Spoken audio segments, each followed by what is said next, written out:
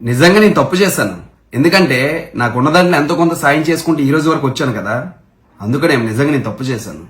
నవీన్ 20,000 నాకు ఇచ్చి నేను ఆ పిల్లలకి నేను కొట్టానని మీరు ప్రూవ్ చేస్తే విజయనగరం గంట స్తంభం దగ్గర హ్యాపీగా నిలబెడతాను. మీకు నచ్చింది చేయండి, ఓకేనా? రమణ ఎప్పుడు మోసం చెయ్యడు కూడా. Okay okay. ఈ రోజుల్లో ఎవరు నమ్మాలో ఎవరు నమ్మకూడదో అస్సలు అర్థం కావట్లా. సో ఇలా మాట్లాడుతున్నానంటే దానికి మన విజయనగరం లిటిల్ కృష్ణ కోసం మీ అందరికి తెలిసే ఉంటుంది. దానికోసం చాలా చర్చనీయంగా చాలా అంశాలు మీ వరకు వచ్చే ఉంటాయి. సో అందులో భాగంగా జస్ట్ ఇప్పుడే నాకు ఒక ఫోన్ కాల్ వచ్చింది. అది నిజమా అబద్ధమా నాకు పూర్తిగా తెలియదు, కానీ ఆ ఫోన్ కాల్ విన్న తర్వాత మాట్లాడిన తర్వాత ఈ రోజుల్లో నిజాయితీకి అసలు రోజులు లేవరా అనిపించింది. నిజంగా మనం ఏం చేస్తున్నాము, అసలు ఏం జరుగుతుంది, ఇలా మాటలో కాదు, ఒక్కసారి ఆడియో రికార్డింగ్ పెడతాను, వినండి. Hello brother, Pulsar bike Ramana కదా అన్నా? అవునన్నా బ్రదర్, ఇదే ఈ ఇష్యూ నడుస్తుంది కదా. నేను వాసుదేవరావు అంబల్లాని. నానా ఇది ఇష్యూ నడుస్తుంది కదా, ఈ లిటిల్ కృష్ణది అమౌంట్ విషయం అదంతా. నానా బ్రదర్, మీరు మీ వీడియోలు నేను చూస్తున్నా అన్నా. ఓకే అన్నా, మీ సాంగ్స్ గానీ నాకు కృష్ణ మీద చేసిన సాంగ్ గానీ అవన్నీ నాకు చాలా బాగా నచ్చాయి. ఓకే థ్యాంక్ యూ అన్నా. మీ మీద నాకు చాలా మంచి రెస్పెక్ట్ ఇప్పటి వరకు అన్నా. చెప్పండి అన్నా. కానీ ఇప్పుడు ఆ రెస్పెక్ట్ మొత్తం పోయింది బ్రో మీ మీద. నాకు నేనేం చేశానన్నా? నాకు విషయం తెలిసింది. నేను ఒకటే స్ట్రైట్ ఫార్వర్డ్ ఒక క్వశ్చన్ అడుగుతా, చెప్పండి. అడగండి. మీరు లిటిల్ కృష్ణకి ఇచ్చిన డబ్బులు ఏవైతే మీ పాకెట్ లో నుంచి ఇచ్చారో అన్నా, ఓకే, ఆ డబ్బులు మీవా నవీన్ రామ్ సింగ్ మీకు ఇచ్చామని చెప్పారా? ఎప్పుడు ఆ రోజు మనీ అని అబ్బాయి కొట్టిన అమౌంట్ అన్నా? ఎగ్జాక్ట్లీ, అవును. అది నా ఓన్ అమౌంట్ అన్నా. నా సొంత అమౌంట్, నా కష్టజీతం, నా కార్ ఈఎంఐకి దాచుకునే అమౌంట్ అది. బ్రదర్, మళ్ళీ అడుగుతున్నా, మీరు అబద్ధం చెప్తే పబ్లిక్ లో ఉన్నారు. మీరు మిమ్మల్ని నమ్ముకొని మీకు ఇన్ఫ్లుయెన్సర్ గా చూసి మిమ్మల్ని యాక్చువల్ గా చాలా మంది ఎలాగంటే ఒక మంచి వ్యక్తిగా మిమ్మల్ని మార్కెట్ లో మీకు మంచి పేరు ఉంది, దాన్ని చెడగొట్టేసుకుంటున్నారు. నేనైతే మాత్రం దాన్ని చెడగొట్టేస్తాను. అది అన్నా మీరు నిజం చెప్తున్నాను, అవి నా డబ్బులు అన్న. మీకు ఏమి వచ్చింది ఇన్ఫర్మేషన్ ఏమొచ్చింది నాకు చెప్పండి ఫస్ట్ ఆఫ్ ఆల్. మీరు ఇచ్చిన అమౌంట్ తల్లిదండ్రుల దగ్గరికి వెళ్ళి నవీన్ రామ్ సింగ్ నేను ఇచ్చి పంపించాను. ఆ డబ్బులు నేను మన ఎవరు పల్సర్ బైక్ రమణ ఇచ్చిన కాదు, నేను ఇచ్చి పంపిస్తాను, మీకు యూస్ఫుల్ అవుతుందని చెప్పి మీరు ఇచ్చిన అమౌంట్ మళ్ళీ తీసుకోండి వాళ్ళ దగ్గర. ఎవరు? నవీన్ రామసింగ్, ఇంకెవరు అన్నా? నిజంగా చెప్తున్నాను, అస్సలు అది ఆ రోజు అయితే అబ్బాయి వచ్చాడు, నా మనీ, నా ఓన్ మనీ అన్న. ఇక్కడ ఎలా పోర్ట్రేట్ అవుతుంది మీరు చెప్పే విధానాన్ని బట్టే. అంటే నవీన్ నాకు డబ్బులు ఇస్తే నేనేమో ఆ పేరెంట్స్ కి ఇచ్చానా? అదేనా మీరు అనేది? ఎగ్జాక్ట్లీ అంతే కదా. నవీన్ మీకు ఇస్తే ఆ ప్రమోషన్ కోసం మీరు వెళ్ళి ఇచ్చారు, మళ్ళీ అమౌంట్ నవీన్ వెనక్కి తీసుకున్నాడు మీకు ఇవ్వాలనేసి. ఆ నవీన్ అంటే నిజంగా స్టిల్ చాలా రెస్పెక్ట్ ఉండేది అన్న. చాలా పిల్లలకి హెల్ప్ చేసాడు, నిజంగా చెప్తున్నాను. కానీ ఇప్పుడు పల్సర్ బైక్ రమణ అంటే ఏంటంటే ఇప్పుడు చూపిస్తున్నానా? ఏమో బ్రదర్, నాకు అవన్నీ తెలియదు. కానీ ఒక్కడు మాత్రం క్లియర్, ఎవరు తప్పు చేసినా ఈ చిన్నపిల్లలు ఎస్ఎంఏ టైప్ విషయంలో, ఎందుకంటే ఆంధ్రలో చాలా మంది పిల్లలు బాధపడుతున్నారు. ఇందులో స్కామ్ బయట పడుతుంది. ఏ మాత్రం బయటకు వచ్చినా ఒక్కను కూడా వదిలేదు. మనీ అవనియండి అన్న. ఒక్క విషయం అది ఒకటే. నవీన్ 20,000 నాకు ఇచ్చి నేను ఆ పిల్లలకి నేను కొట్టానని మీరు ప్రూవ్ చేస్తే విజయనగరం గంట స్తంభం దగ్గర హ్యాపీగా నిలబెడతాను. మీకు నచ్చింది చేయండి, ఓకేనా? రమణ ఎప్పుడు మోసం చెయ్యడు కూడా. మీకు చెప్పాల్సింది చెప్తాను, మీరు ఏ విధంగా ప్రూవ్ చేస్తా చేయండి. విన్నారు కదా, నాకు తెలిసి ప్రతి ఒక్కరు కూడా చాలా అంటే చాలా కోపంగా ఉంటారే నా పైన. పల్సర్ బైక్ రమణ ఇలాంటి పనులు చేస్తున్నాడా అని. నేను కృష్ణ కోసం ఇచ్చిన 20,000 రూపాయలు నవీన్ రామ్ సింగ్ గారు నాకు ఇచ్చారంట. అవి నేను కృష్ణబాబుకి వేసానంట. అసలు ఇది ఊహించుకుంటే చాలా చిరాగ్గా ఉంది కదా. సో మీకు వాస్తవం తెలియదు కాబట్టి మీరు అనుకోవడంలో ఏం తప్పులేదు. సో దానికి ఒక ఎగ్జాంపుల్ చెప్పనా? ప్రతి కాయిన్కి 2 సైడ్స్ ఉన్నట్లుగా ప్రతి మ్యాటర్ కూడా 2 సైడ్స్ ఉంటాయి. సో కాయిన్కి వచ్చేసరికి బొమ్మ బుర్స్ అని. సో క్రికెట్ విషయానికి వచ్చేసరికి టాస్ వేసేటప్పుడు సో పైకి విసురుతారనమాట. అది గాలిలో ఉండేటప్పుడు ఆ టీం నుంచి ఈ టీం నుంచి అది బొమ్మ బొరుస అని చాలా మంది వెయిట్ చేస్తూ కిందకి పడినంత వరకు కూడా అది బొమ్మ బొరుస అని ఎవ్వరికి తెలియదు. సో ఆ గాలిలో ఉండేటప్పుడు మీరు అందరూ డిసైడ్ అయిపోతున్నారు.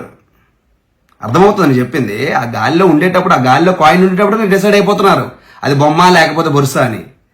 కిందకి రావడానికి కొంత టైం పడుతుంది కదా.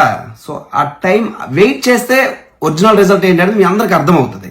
సో అంతేగాని కామెంట్ సెక్షన్ లో మీరేదో అన్ని తెలిసినట్లుగా నోటుకొచ్చినట్లు కామెంట్ చేసేయడం. రీసెంట్గా నేను ఒక వీడియో కూడా చేశాను కదా. ఏ వీడియో? సో మీకు చెప్తే అర్థం కావట్లేదా? నాకు అర్థం కావట్లేదు. మీరు ఎవరైనా సరే, ఎలాంటి పేషెంట్ కైనా సరే, ఏదైనా పాపకైనా ఏదైనా బాబుకైనా సరే మీరు హెల్ప్ చేయాలనుకున్నట్లయితే లిక్విడ్ క్యాష్ రూపంలో ఇవ్వద్దు అని చెప్పా.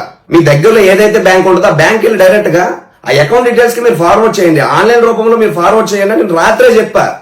మీరు వినట్లా. చాలా హార్ష్ గా మాట్లాడాను, చాలా కోపంగా మాట్లాడాను. చాలా మంది పెద్ద పెద్ద వాళ్ళందరూ కూడా ఏదేదో కామెంట్లు చేశారు. అరే పల్సర్ బైక్ రమణ నా నుంచి ఎప్పుడైనా అలాంటి వీడియో మీరు ఎప్పుడైనా వచ్చిందా నా నుంచి? ఒక్కసారి నా ఫీడ్బ్యాక్ మొత్తం చూడండి. అసలు ఎప్పుడు లేని రమణ ఎందుకు ఇలా మాట్లాడుతున్నాడు మీరు ఒక్కసారి ఆలోచించారా? అక్కడ ఏదో జరుగుతుంది అనుకున్నా. ఇది ఎంతవరకు కరెక్ట్ నాకేంటి అర్థం కావట్లా.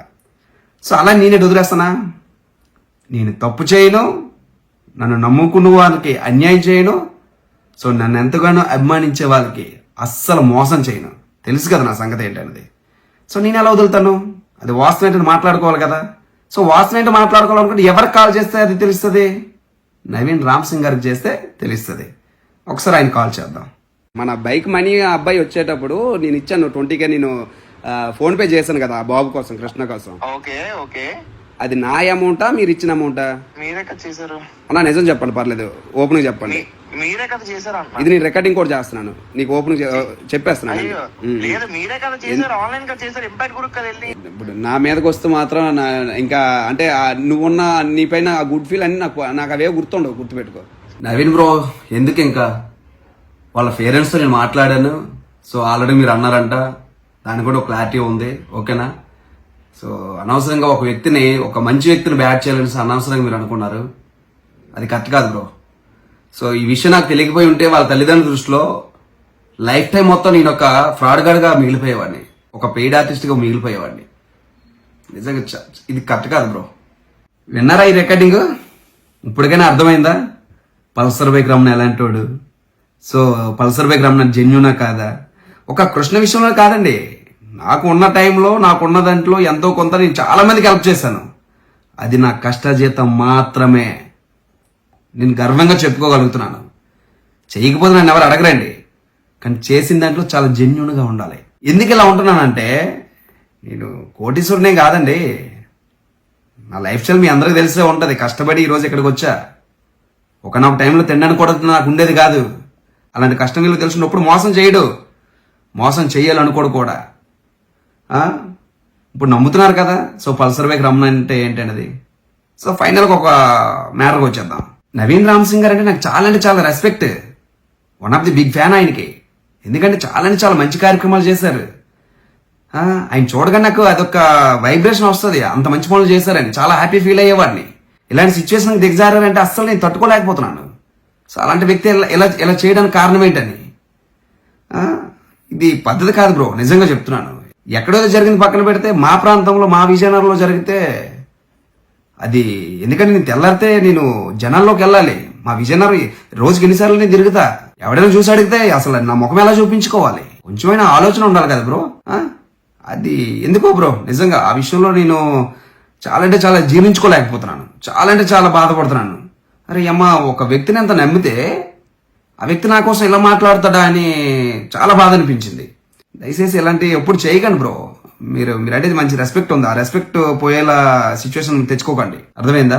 సో ఇలాంటి సిచ్యువేషన్ ఎవరికి వస్తుందో లేదో నాకు తెలియదు, కానీ నా వరకు వచ్చేసరికి నాకు చాలా బాధ అనిపించింది. ఒక పసి ప్రాణం బ్రో. అయ్యమ్మా, 6 నెలలు పిల్లోడికి ఇలా హెల్త్ ఇష్యూ ఉంది అంటే, సో నా కష్టజీతం, నా చెమటూర్చి తెచ్చిన డబ్బులు బ్రో. అది నువ్వు ఎలా అంటావు నాకు అర్థం కావట్లేదు. సో ఇప్పటికైనా నన్ను అందరూ కూడా అర్థం చేసుకుంటారని మనస్ఫూర్తిగా కోరుకుంటున్నాను. సో దీన్ని ఎక్కడితో వదిలేసి నా పని లేదు, నేను చేసుకుంటాను. దయచేసి ఎవరు కూడా నాకు ఫోన్ చేసి సో నాకు ఇలా ప్రాబ్లం ఉంది, నాకు కొంచెం హెల్ప్ చేయండి అని దయచేసి ఎవరు నన్ను అడగండి. సో నాకు ఎప్పుడైనా అనిపించి నా నెల సంపాదనలో నా ఇల్లు గడిచిపోయిన తర్వాత 10వ పరకుంటే ఏదైనా అవసరమైతే నాకు ఏదైనా ఓనుకుంటే నేను ఎవరికైనా నేను హెల్ప్ చేస్తానే తప్పగా దయచేసి నాకు ఎవరికి కాల్ చేయకండి. కొంతమంది ఉంటారు, కొంతమంది కింద కామెంట్ సెక్షన్లో నిన్ను ఎవడరా అడిగాడని. నీకేం తెలుసు? ఒక్కసారి నా ఫోన్ పట్టుకొని చూడు, అలాంటి కేసెస్ ఎన్నో వస్తాయి నీకు తెలుస్తుంది.